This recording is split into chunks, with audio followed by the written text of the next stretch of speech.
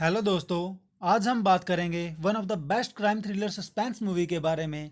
दोस्तों, यह मूवी पूरी तरह से अनप्रिडिक्टेबल है। मूवी का नाम है फॉरगॉटन। यह 2017 में रिलीज्ड एक कोरियन मूवी है। स्टोरी शुरू करने से पहले आपसे एक रिक्वेस्ट है कि प्लीज़ इस चैनल को सब्सक्राइब करें और वीडियो अच्छी लगे तो लाइक और शेयर ज़रूर करें। अब आते हैं मूवी पर। मूवी की कहानी शुरू होती है जब 4 मेंबर्स की एक फैमिली कार में जा रही होती है और जिनसुक की अचानक से आँख खुलती है।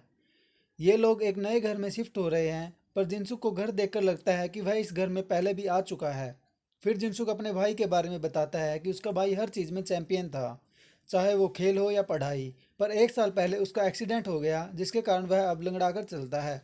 उसका भाई घर का सारा काम कर देता है और वो शराब और सिगरेट बिल्कुल भी नहीं पीता। नए घर में सामान रखते वक्त जिनसुक एक कमरे को देखता है और उसके घर वालों से उस कमरे के बारे में पूछता है।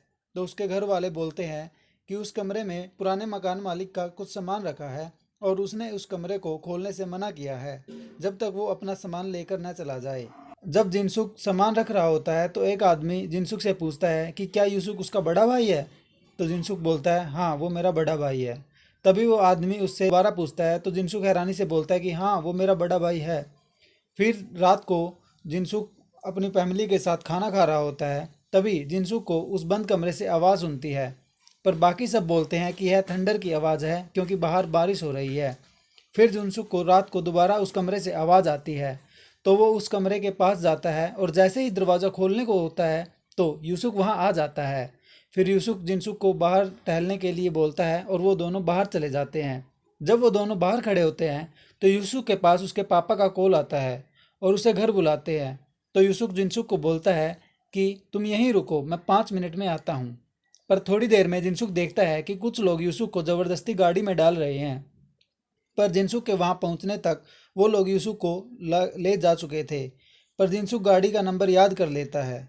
फिर जिनसुक यह सब अपने घर वालों को बताता है, पर बताते बताते वह बेहोश हो जाता है। अगले दिन जब जिनसुक का होश आता है तो वह यूसुक के बारे में पूछता है, तो उसके घर वाले बोलते हैं कि अभी तक यूसुक का कोई पता नहीं चला और ना ही उसके बारे में कोई खबर आई है। फिर ही पुलिस जिनसुक से घटना के बारे में पूछती है तो जिनसुक उन्हें सब बताता है और गाड़ी का नंबर भी बताता है। पर पुलिस वाले बोलते हैं कि इस नंबर की कोई गाड़ी एग्जिस्ट ही नहीं करती। पर जिनसुक बार बार बोलता है कि उसने यही नंबर पढ़ा था और वह पूरी तरह से श्योर है। जिनसुक एंटी एंजाइटी की टैबलेट खाता था, इसलिए कोई उसकी बात को इतना सीरियसली नहीं लेता। फिर वो किडनैपर के कॉल का वेट करते हैं, पर कोई कॉल नहीं आता। ऐसे तैसे करके 19 दिन निकल जाते हैं। फिर 19 दिन के बाद अचानक यूसुफ लौटता है, पर उसे इन 19 दिन के बीच में जो भी हुआ उसे कुछ भी याद नहीं था। फिर एक रात जिनसुक देखता है कि यूसुफ रात को कहीं गया था, पर अगले दिन उसके पूछने पर यूसुफ उससे बोलता है कि वो कहीं नहीं गया। फिर अगली सुबह जिनसुक उसकी दवाई लेने वाला होता है तो वो दवाई उसके हाथ से गिर जाती है और तभी यूसुफ उसे खाने के लिए बोलता है। तो जिनसुक बिना दवाई लिए खाना खाने लग जाता है। फिर अगली रात को जिनसुक पढ़ते पढ़ते स्टडी टेबल पर ही सो जाता है। तभी यूसुफ उठता है और पेंसिल की नींव को बड़ी करके उसकी आंखों तक ले जा रहा होता है, पर पेंसिल की नींव निकल जाती है। तभी यूसुफ वहाँ से चला जाता है और जिनसुक की आंख खुल जाती है और वह यूसुफ का पीछा करने लग जाता है। फिर वो यूसुफ को बिना लंगड़ाए हुए चलते देखता है और उसका पीछा करते हुए जिनसुक एक जगह पहुंचता है जहां वो यूसुफ को सिगरेट पीते देखता है और देखता है कि यूसुफ उन्हीं पुलिस ऑफिसर से बात कर रहा होता है जो उसके घर आए थे। फिर पुलिस वाले उसे देख लेते हैं और उसे पकड़ने की कोशिश करते हैं, पर जिनसुक उनसे पीछा छुड़वा लेता है। तभी यूसुफ उसे पीछे से पकड़कर बेहोश कर देता है और हम जिनसुक को वहीं उसी टेबल पर सोए हुए देखते हैं। फिर जिनसुक उठता है और खुद को बाथरूम में लॉक कर देता है। यूसुफ वहां आता है और जिनसुक से पूछता है कि उसे क्या हुआ है। तो जिनसुक उसे बोलता है कि मैंने कल तुम्हारा पीछा किया था। पर यूसुफ बोलता है कि मैं तो कहीं गया ही नहीं था, तुमने ज़रूर कोई सपना देखा होगा। दोस्तों, जिनसुक को पहले भी डरावने सपने आते थे।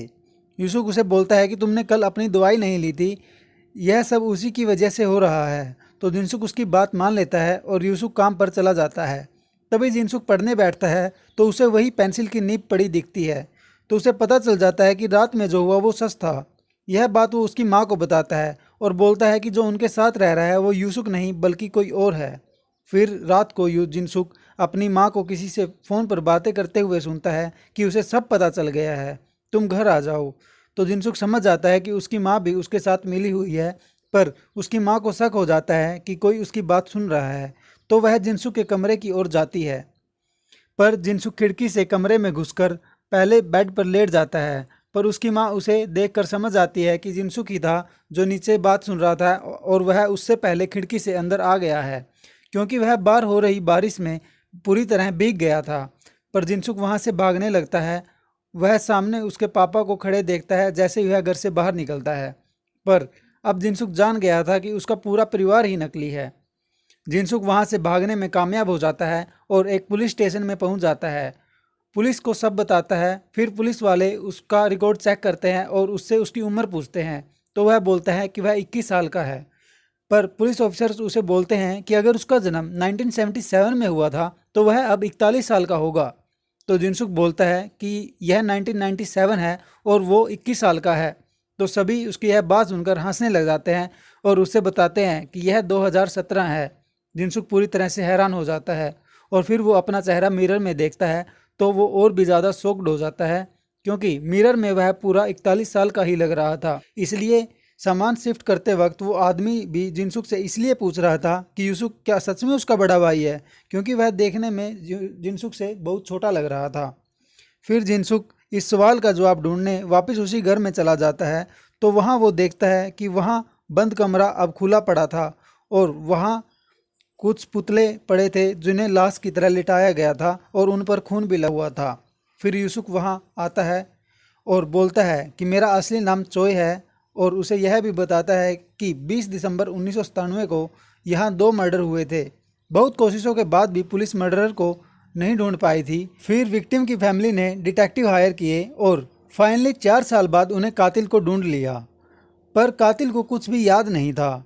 तो जिनसुक पूछता है कि क्या तुम मुझे वो कातिल कह रहे हो? तो यूसुक बोलता है कि हाँ, तुम ही वो कातिल हो। पर जिनसुक इनकार कर देता है और बोलता है कि बाकी सबका तो पता नहीं, पर मैं कातिल तो नहीं हूँ। फिर यूसुक बताता है कि तुम पहले भी यह बात मानने से इनकार करते रहे। उन्होंने जिनसुक को पूरी तरह से टॉर्चर किया था, पर जिनसुक को सच में कुछ भी याद नहीं था। तो उन्होंने एक फोरेंसिक हाइप्नोसिस एक्सपर्ट को हायर किया। तो वह बताता है कि जिनसुक ने उस घटना को अपने दिमाग में लॉक कर दिया है और उसे निकालने के लिए उन्हें सब दोहराना पड़ेगा। फिर वो जिनसुक को हिप्नोटाइज करते हैं और उसे 2017 की जगह 1997 में जगाते हैं और उसी घर में ले जाते हैं। इसलिए जिनसुक को यह घर जाना पहचाना लग रहा था। जब जिनसुक मूवी के शुरुआत में कार में अपनी आंख खोलता है तो वह हिप्नोटाइज होने की वजह से उन्हें अपना परिवार मान लेता है और जो दवाई जिनसुक खा रहा था एंटी एंजाइटी समझकर, वो दवाई उसे हिप्नोटाइज रख रही थी। और जिनसुक को जो उस कमरे में आवाज़ आ रही थी वो कुछ सामान गिरने की थी। दरअसल कुछ लोग उस कमरे को क्राइम सीन की तरह दिखाने की कोशिश कर रहे थे ताकि जिनसुक को सब याद आ सके। सब कुछ प्लान के अकॉर्डिंग हो रहा था, पर यूसुफ का किडनैप होना प्लान को फेल कर देता है।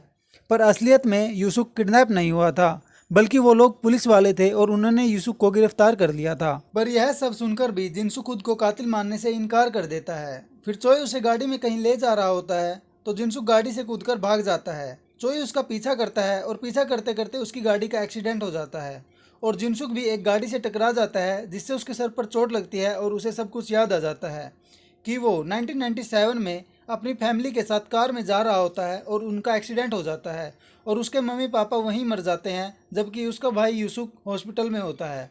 उसे उसके इलाज के लिए कहीं भी पैसे नहीं मिलते। वो जॉब के लिए पूछता है पर उसे जॉब भी नहीं मिलती, तो वो एक साइट पर जॉब की अर्जी डालता है। अगले दिन डॉक्टर उससे बोलता है कि उसके भाई की सर्जरी करनी पड़ेगी, उसे जल्दी से जल्दी पैसों का इंतजाम करना पड़ेगा। फिर वह घर जाता है तो उसे उसी साइट पर एक मैसेज आता है। उसमें लिखा होता है कि उसे बहुत सारा पैसा मिलेगा, बदले में उसे किसी को मारना होगा। जिनसुक मजबूरी में हाँ कर देता है। तो उसे कहा जाता है कि उसे उस घर में सिर्फ एक औरत को मारना है, ध्यान रहे कि बच्चों को कुछ ना हो। फिर जिनसुक उस घर में जाता है, पर वहाँ वो अपना मन बदल लेता है और वापस आने लगता है, पर वो औरत उसे देख लेती है। फिर जिनसुक कहता है कि चिल्लाओ मत, मैं जा रहा हूँ। पर तभी उनकी बेटी भी वहाँ आ जाती है और चिल्लाने लग जाती है। जिनसुक उससे भी कहता है कि प्लीज़ चिल्लाओ मत, मैं जा रहा हूँ, पर वो नहीं रुकती और भागने लग जाती है। जिनसुक उसका पीछा करता है और एक्सीडेंटली उसके पेट में चाकू लग जाता है और वो मर जाती है। फिर वो औरत वहाँ आती है और चिल्लाने लग जाती है और वो भी जिनसुक के हाथों मारी जाती है। फिर जाते जाते वो वहाँ से सबसे छोटे बच्चे को देखता है और वह लड़का उसको उसकी माँ के बारे में पूछता है। जिनसुक उसे कहता है कि रूम में जाकर 100 तक गिनो, तुम्हारी माँ आ जाएगी। वो चला जाता है और फिर जिनसुक वहाँ उसी डॉक्टर की फ़ोटो देखता है जो उसके भाई का इलाज कर रहा था। वो समझ आता है कि यह डॉक्टर की फैमिली है और उसी ने उसे हायर किया है। फिर वो डॉक्टर के पास जाता है तो डॉक्टर उसे कहता है कि तुम्हें सिर्फ मेरी बीवी को मारना था। मैंने यह सब कुछ मेरे बच्चों के फ्यूचर के लिए किया था, क्योंकि मैंने मेरी वाइफ के नाम बहुत सारे इंश्योरेंस करवाए थे और हमें पैसे मिल जाते। यह कहकर वो जिनसुक पर हमला कर देता है, पर डॉक्टर पैर फिसलकर बिल्डिंग से गिर जाता है और मर जाता है। फिर हम प्रेजेंट में जिनसुक को हॉस्पिटल में देखते हैं और मिस्टर चोय उसे जहर का इंजेक्शन देने वाला होता है। तभी जिनसुक बोलता है कि उन्हें कहना कि मुझे माफ़ कर दे। फिर चोय उसे बोलता है, मतलब कि तुम्हें सब कुछ याद आ गया है, तो बताओ तुमने उन्हें क्यों मारा? तुम तो उन्हें जानते भी नहीं थे। क्या तुम्हें किसी ने हायर किया था? पर जिनसुक कुछ नहीं बोलता। फिर चोय पूछता है कि क्या तुम्हें उस औरत के पति ने हायर किया था? क्योंकि मुझे पता चला है कि उसने मर्डर से थोड़े दिन पहले ही बहुत सारे इंश्योरेंस करवाए थे उस औरत के नाम। तो चोय कहता है कि मैं वही लड़का हूँ जिसको तुमने नहीं मारा था, और 100 तक की गिनती गिनने के लिए बोला था। और बताता है कि कैसे उस दिन के बाद उसकी लाइफ चेंज हो गई। उसके रिलेटिव्स ने उसके सारे पैसे ले लिए और उसे अनाथ आश्रम में छोड़ दिया। तुम्हें मुझे भी उसी दिन मार देना चाहिए था, क्योंकि उस दिन के बाद मेरी लाइफ एक नरक की तरह बन गई थी। फिर वो दोबारा पूछता है कि क्या तुमने यह सब उसके पापा के कहने पर किया था? पर जिनसुक मना कर देता है और बोलता है कि नहीं, यह सब मैंने खुद ही किया था। पर चोय बोलता है कि क्या मैं मूर्ख हूँ? मुझे नहीं पता कि इन सब इंश्योरेंस पॉलिसीज़ का क्या मतलब है। तुम चाहते हो कि मैं तुम्हारी बात पर विश्वास करूँ? फिर चोय वहाँ से चला जाता है और उदास होकर हॉस्पिटल से कूदकर खुद की जान दे देता है। और जिनसुक भी उस जहर के इंजेक्शन को खुद लगा लेता है और मर जाता है। तो दोस्तों, यह थी फॉरगॉटन मूवी की स्टोरी। तो दोस्तों, अगर आपको यह वीडियो अच्छी लगी हो तो प्लीज़ लाइक एंड शेयर ज़रूर करें, और अगर आपने इस चैनल को अभी तक सब्सक्राइब नहीं किया है तो सब्सक्राइब ज़रूर करें। दोस्तों, प्लीज़ कमेंट में ज़रूर लिखिए कि आपको यह वीडियो कैसी लगी। जल्द ही मिलते हैं अगली वीडियो में, तब तक के लिए बाय, टाटा, टेक केयर।